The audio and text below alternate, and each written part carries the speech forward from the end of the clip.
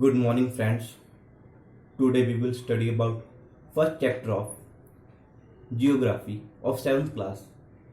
The question arises that why we take the name like geography.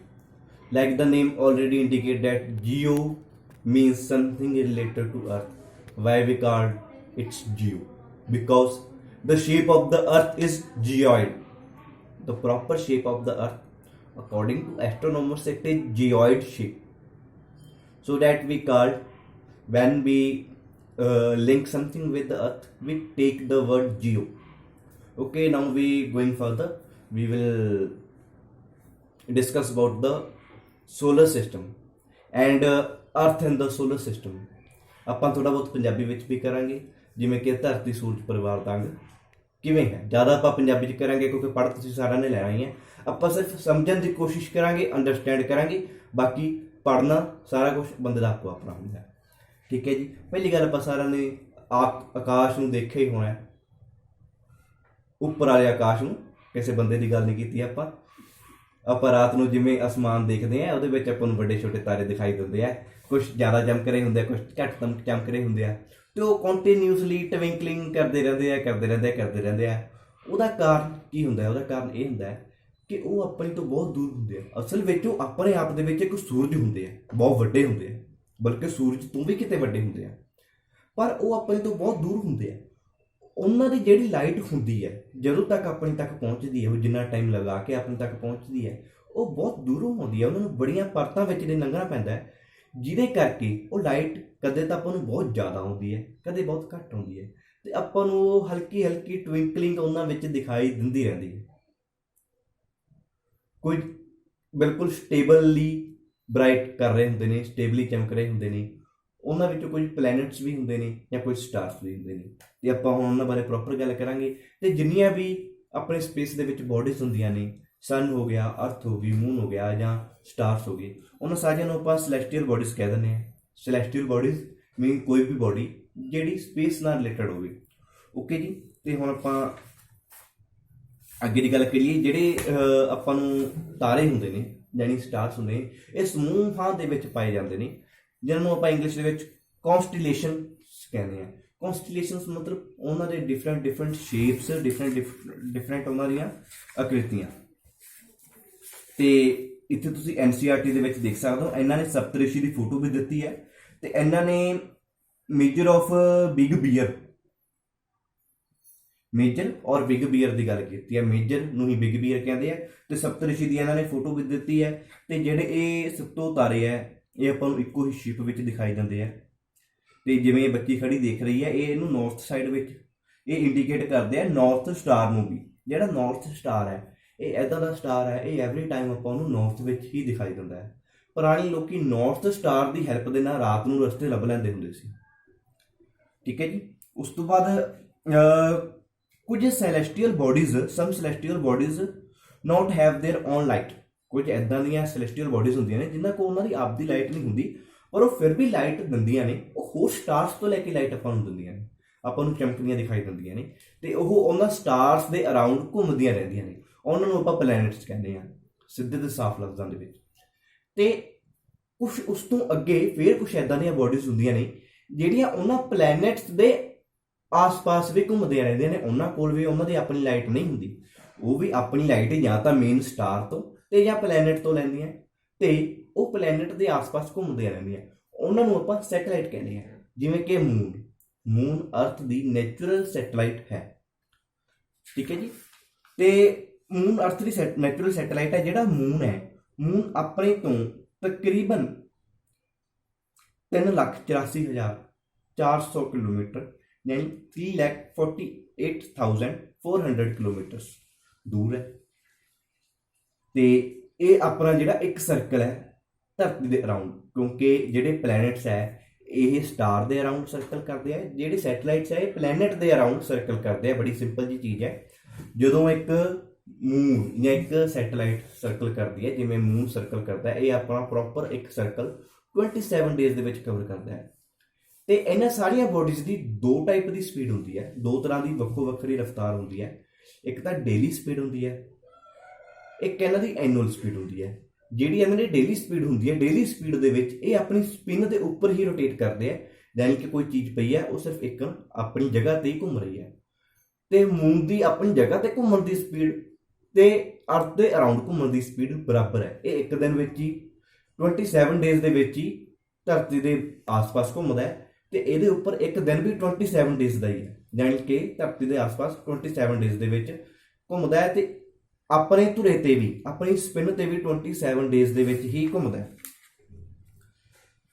ਤੇ ਇਹਦੇ ਵਿੱਚ ਆਪਾਂ ਗੱਲ ਕਰ ਸਕਦੇ ਹਾਂ, ਸਨ ਆ ਗਿਆ। ਸਨ ਜੋ ਹੁੰਦਾ ਆਪਾਂ ਨੂੰ ਪਤਾ ਹੀ ਹੈ ਕਿ ਗੈਸਾਂ ਦਾ ਗੋਲਾ ਹੈ ਪੰਜਾਬੀ ਵਿੱਚ, ਯਾਨੀ ਇਹਦੇ ਵਿੱਚ ਇੰਨੀਆਂ ਗਰਮ ਗੈਸਿਸ ਨੇ ਜਿਹੜੀਆਂ ਆਪਾਂ ਨੂੰ ਇੰਨੀਆਂ huge amount of heat provide ਕਰਦੀਆਂ ਨੇ, ਲਾਈਟ ਪ੍ਰੋਵਾਈਡ ਕਰਦੀਆਂ ਨੇ। ਤੇ ਇਹਦੇ ਵਿੱਚ ਇਹ ਇੱਦਾਂ ਦੀ એનર્ਜੀ ਹੈ, ਇਹ ਪੁਲਿੰਗ ਪਾਵਰ ਦੇ ਨਾਲ ਅਰਥ ਨੂੰ ਤੇ ਬਾਕੀ ਦੇ ਪਲੈਨਟਸ ਨੂੰ ਆਪਣੇ ਵੱਲ ਖਿੱਚ ਕੇ ਰੱਖਦਾ ਹੈ। ਤੇ ਜਦੋਂ ਸੋਲਰ ਸਿਸਟਮ ਬਣਦਾ ਹੈ, ਸੋਲਰ ਸਿਸਟਮ ਦੇ ਵਿੱਚ ਟੋਟਲ 8 ਗ੍ਰਹਿ ਨੇ, ਤੇ ਉਹਨਾਂ 8 ਗ੍ਰਹਿ ਦੇ ਨਾਮ ਹੈਗੇ ਹੈ Mercury, Venus, Earth, Mars, Jupiter, Saturn, Uranus and Neptune. ਇਹਨਾਂ ਨੂੰ ਯਾਦ ਰੱਖਣ ਦਾ ਇੱਕ ਬੜਾ ਸੌਖਾ ਤੇ ਆਸਾਨ ਤਰੀਕਾ ਇਹਨਾਂ ਨੇ ਖੁਦ ਹੀ ਲਾਈਨ ਲਿਖੀ ਹੈ, my very efficient mother just serve us nuts, my very efficient mother just serve us nuts. M for Mercury, V for Venus, E for Earth, M for Mars, G for Jupiter, S for Saturn, U for Uranus and N ਤੇ nuts means Neptune। ਆਪਾਂ ਇਹਨਾਂ 8 ਦੇ 8 ਗ੍ਰਹਿ ਨੂੰ ਯਾਦ ਕਰ ਸਕਦੇ ਹਾਂ। ਤੇ ਹੁਣ ਆਪਾਂ ਇਸ ਗ੍ਰਾਫ ਬਾਰੇ ਗੱਲ ਕਰ ਲੈਂਦੇ ਹਾਂ। ਉਹਨਾਂ ਨੇ ਆਪਾਂ ਨੂੰ ਇੱਕ ਡਾਇਗਰਾਮ ਬਣਾ ਕੇ ਦਿੱਤਾ ਹੈ, ਜਿਹਦੇ ਵਿੱਚ ਉਹਨਾਂ ਨੇ ਆਪਾਂ ਨੂੰ ਫੋਟੋ ਦਿੱਤੀ ਹੈ ਸਾਰੇ ਹੀ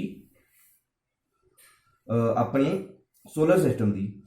ਜਿਹੜਾ ਮਰਕਰੀ ਹੈ 88 ਡੇਜ਼ ਦੇ ਵਿੱਚ ਸਰਕਲ ਸਨ ਦੇ ਅਰਾਊਂਡ ਕਰਦਾ ਹੈ, ਤੇ ਆਪਣੇ ਸਪਿਨ ਦੇ ਉੱਪਰ 59 ਡੇਜ਼ ਦੇ ਵਿੱਚ ਕਰਦਾ ਹੈ। ਜਿਹੜਾ ਵੇਨਸ ਹੈ ਇਹ 255 ਡੇਜ਼ ਦੇ ਵਿੱਚ ਸਨ ਦੇ ਅਰਾਊਂਡ ਸਰਕਲ ਕੰਪਲੀਟ ਕਰਦਾ ਹੈ, ਤੇ ਵਨ ਸਪਿਨ ਆਪਣੀ ਐਕਸਿਸ ਤੇ ਕਰਦਾ ਹੈ 243 ਡੇਜ਼ ਦੇ ਵਿੱਚ। ਮਤਲਬ ਕਿ ਇਹਨਾਂ ਦਾ ਇੱਕ ਦਿਨ ਧਰਤੀ ਦੀ ਥਰੂ 243 ਡੇਜ਼ ਦੇ ਇਕੁਅਲ ਹੈ। ਇਹ ਤੋਂ ਆਪਾਂ ਆਈਡੀਆ ਲਾ ਸਕਦੇ ਹਾਂ ਵੀ ਉਹਦਾ ਇੱਕ ਦਿਨ ਜਾਂ ਉਹਦੀ ਆਪਣੇ ਅਰਾਊਂਡ ਸਪਿਨ ਕਿੰਨੀ ਲੰਬੀ ਹੈ। ਅਰਥ ਦੀ ਸਨ ਦੇ ਅਰਾਊਂਡ ਸਪਿਨ 5 ਡੇਜ਼ ਹੈ, ਤੇ ਆਪਣੀ ਐਕਸਿਸ ਤੇ 1 ਡੇ ਹੈ। ਉਸ ਤਰ੍ਹਾਂ ਮਾਰਸ ਦੀ ਹੈਗੀ ਹੈ 687 ਡੇਜ਼ ਹੈ, ਤੇ ਆਪਣੇ ਸਪਿਨ ਦੇ ਅਰਾਊਂਡ ਹੈਗੀ ਹੈ 1 ਡੇ, ਤੇ 2 ਇਹਦੇ ਉੱਤੇ ਮੂਨ, ਅਰਥ ਦੇ ਉੱਪਰ ਮੂਨ ਇੱਕ ਹੈ।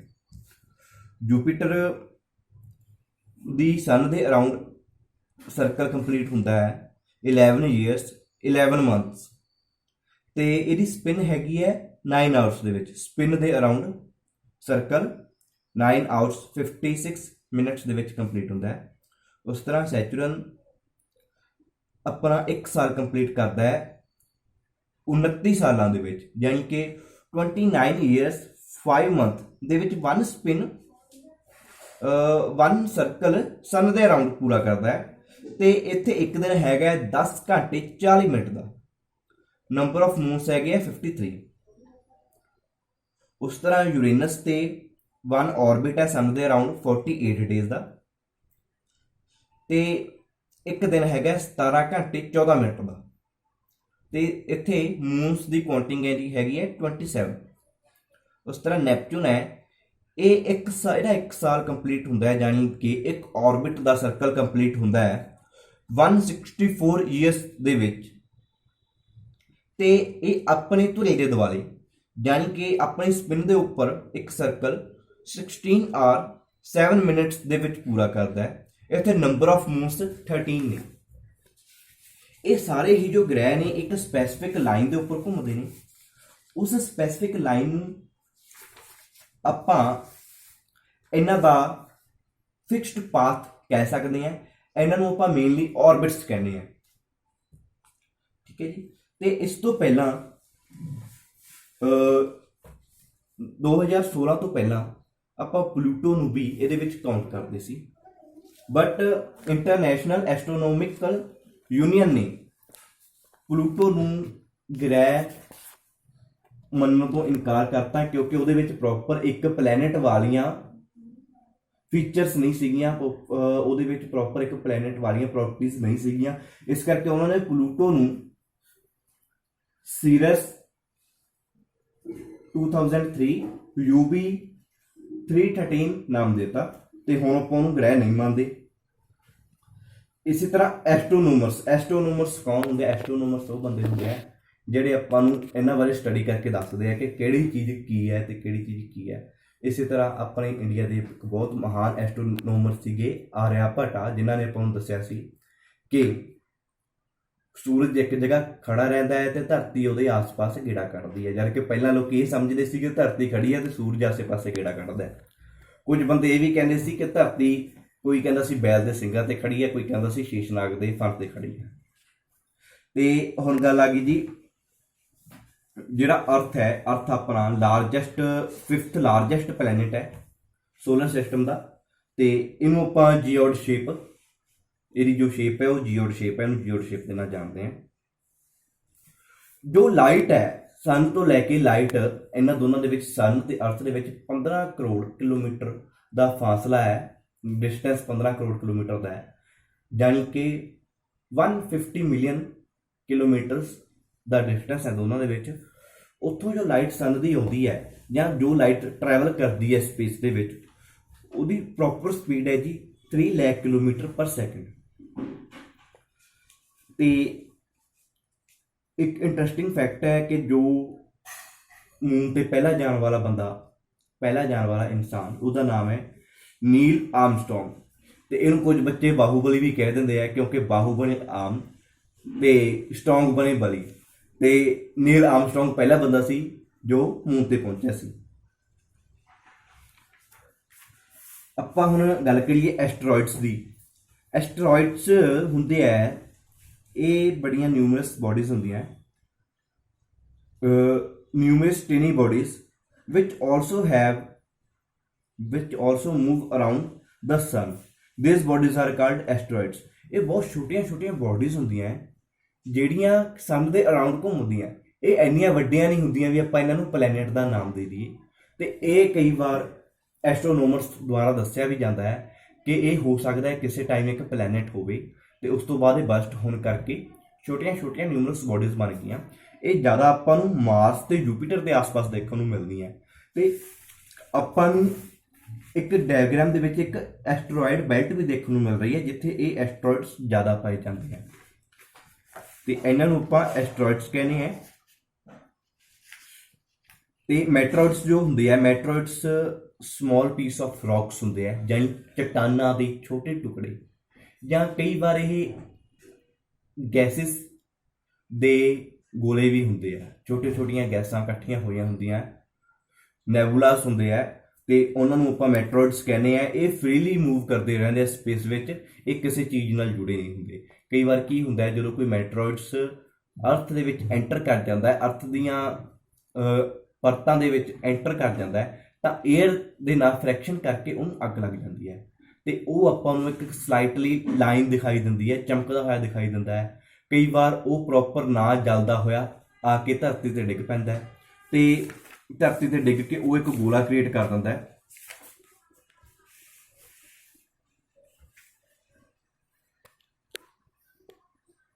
ਜਿਵੇਂ ਕਿ ਅਮਰੀਕਾ ਦੇ ਮਾਰੂਥਲਾਂ ਦੇ ਵਿੱਚ, ਅਮਰੀਕਾ ਦੇ ਡੈਜ਼ਰਟਸ ਦੇ ਵਿੱਚ ਐਰੀਜ਼ੋਨਾ ਦਾ ਇੱਕ ਟੋਆ ਇਸੇ ਤਰ੍ਹਾਂ ਬਣਿਆ ਹੋਇਆ ਜੋ ਕਿ ਇੱਕ ਮੈਟਰੋਇਡਸ ਦੇ ਡਿੱਗਣ ਦੇ ਨਾਲ ਬਣਿਆ ਸੀ। ਤੇ ਆਪਣੇ ਥੋੜਾ ਰਹਿ ਗਿਆ ਚੰਨ ਬਾਰੇ ਕਿ ਆਪਾਂ ਇਹ ਤਾਂ ਪੜ੍ਹ ਲਿਆ, ਚੰਨ 27 ਦਿਨ ਦੇ ਵਿੱਚ 27 ਡੇਜ਼ ਦੇ ਵਿੱਚ ਆਪਣਾ ਸਰਕਲ ਪੂਰਾ ਕਰਦਾ ਹੈ, ਪਰ ਚੰਨ ਆਪਾਂ ਨੂੰ ਕਦੇ ਪੂਰਾ ਦਿਖਾਈ ਦਿੰਦਾ ਹੈ, ਕਦੇ ਅੱਧਾ ਦਿਖਾਈ ਦਿੰਦਾ ਹੈ ਤੇ ਕਦੇ ਦਿਖਾਈ ਨਹੀਂ ਦਿੰਦਾ। ਉਹਦਾ ਕਾਰਨ ਇਹ ਹੈ ਕਿ ਚੰਨ ਧਰਤੀ ਦੇ ਆਸ-ਪਾਸ ਘੁੰਮਦਾ ਰਹਿੰਦਾ ਹੈ ਤੇ ਚੰਨ ਦੀ ਆਪਣੀ ਕੋਈ ਲਾਈਟ ਨਹੀਂ ਹੈ। ਚੰਨ ਆਪਾਂ ਨੂੰ ਸਿਰਫ ਉਦੋਂ ਦਿਖਾਈ ਦਿੰਦਾ ਹੈ ਜਦੋਂ ਉਹਦੇ ਉੱਪਰ ਸੂਰਜ ਦੀ ਲਾਈਟ ਪੈਂਦੀ ਹੈ ਤੇ ਸੂਰਜ ਦੀ ਲਾਈਟ ਉਹਦੇ ਤੇ 27 ਦੇ 27 ਦਿਨ ਇੱਕੋ ਜਿਹੀ ਨਹੀਂ ਪੈਂਦੀ, ਜਿਹਦੇ ਕਰਕੇ ਆਪਾਂ ਨੂੰ ਕਦੇ ਉਹ ਪੂਰਾ ਦਿਖਾਈ ਦਿੰਦਾ ਹੈ, ਕਦੇ ਅੱਧਾ ਦਿਖਾਈ ਦਿੰਦਾ ਹੈ ਤੇ ਕਦੇ ਦਿਖਾਈ ਨਹੀਂ ਦਿੰਦਾ। ਜਦੋਂ ਤਾਂ ਆਪਾਂ ਨੂੰ ਚੰਨ ਪੂਰਾ ਦਿਖਾਈ ਦਿੰਦਾ ਹੈ ਉਦੋਂ ਤਾਂ ਆਪਾਂ ਨੂੰ ਫੁੱਲ ਮੂਨ ਨਾਈਟ ਕਹਿੰਦੇ ਆ, ਯਾਨੀ ਕਿ ਪੂਰਨਮਾਸ਼ੀ, ਮਤਲਬ ਪੂਰਨਿਮਾ। ਤੇ ਜਦੋਂ ਆਪਾਂ ਨੂੰ ਚੰਨ ਦਿਖਾਈ ਹੀ ਨਹੀਂ ਦਿੰਦਾ ਉਹਨੂੰ ਆਪਾਂ ਅਮਾਵਸ ਯਾਨੀ ਕਿ ਨਿਊ ਮੂਨ ਲਾਈਟ ਕਹਿੰਦੇ ਆ। ਤੇ ਜਿਵੇਂ ਹੁਣ ਸਨ ਇੱਕ ਸਟਾਰ ਹੈ ਤੇ ਇਹ ਇੱਕ ਸੋਲਰ ਸਿਸਟਮ ਬਣਾਉਂਦਾ ਹੈ। ਇਸੇ ਤਰ੍ਹਾਂ ਬਹੁਤ ਸਾਰੇ ਸਟਾਰਸ ਨੇ ਤੇ ਉਹਨਾਂ ਦੇ ਅੱਗੇ ਬਹੁਤ ਸਾਰੇ ਪਲੈਨਟ ਨੇ ਜਿਹੜੇ ਮਿਲ ਕੇ ਇੱਕ ਗਲੈਕਸੀ ਬਣਾਉਂਦੇ ਨੇ ਤੇ ਬਹੁਤ ਸਾਰੀਆਂ ਗਲੈਕਸੀਜ਼ ਮਿਲ ਕੇ ਇੱਕ ਯੂਨੀਵਰਸ ਬਣਾਉਂਦੀਆਂ ਨੇ ਤੇ ਉਹਨਾਂ ਨੂੰ ਆਪਾਂ ਯੂਨੀਵਰਸ ਕਹਿੰਦੇ ਆ। ਤੇ ਇਹ ਸੀ ਜੀ ਆਪਣਾ ਅੱਜ ਦਾ ਚੈਪਟਰ। ਤੇ ਜੇ ਕਿਸੇ ਨੂੰ ਕੋਈ ਦਿੱਕਤ ਆਈ ਹੋਵੇ ਤਾਂ ਮੈਨੂੰ ਕਮੈਂਟ ਕਰਕੇ ਦੱਸ ਸਕਦਾ ਹੈ ਤੇ ਜਾਂ ਕੋਈ ਮੇਰੀ ਗੱਲ ਵਧੀਆ ਨਾ ਲੱਗੀ ਹੋਵੇ ਤਾਂ ਵੀ ਮੈਨੂੰ ਕਮੈਂਟ ਕਰਕੇ ਦੱਸ ਸਕਦਾ ਹੈ। ਤੇ ਥੈਂਕ ਯੂ ਵੈਰੀ ਮੱਚ।